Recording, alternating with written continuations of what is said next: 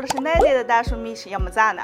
Siç e bëmë në këtë video, një pronare në provincën Zhejiang pati një ide të çmendur. Ai krijoi një restorant bufe me luleshtë të lydhe.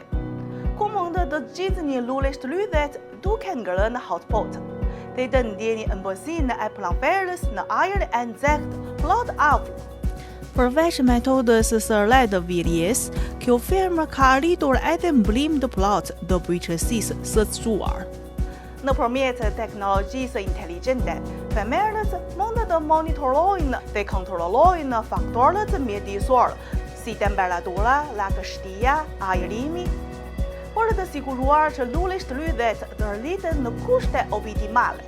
Kombinimi perfekt i teknologjisë dhe bujqësisë demonstron se si teknologjia po e ndryshon pamjen e bujqësisë tradicionale, ndërsa më parë bujqësia është varur nga kushtet natyrore.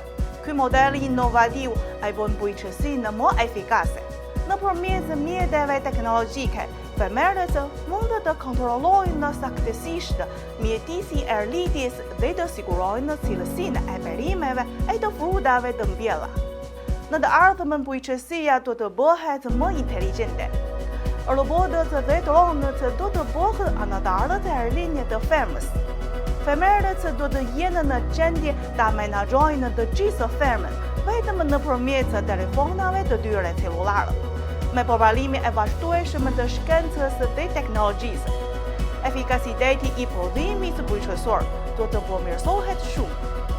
Një projekt i tillë si ferma e luleshtë të lydheve në fshatin Tangqi të provincës Zhejiang, jo vetëm që sjell një përvojë të re për turistët, por gjithashtu i jep një gjallëri teknologjike bujqësisë tradicionale.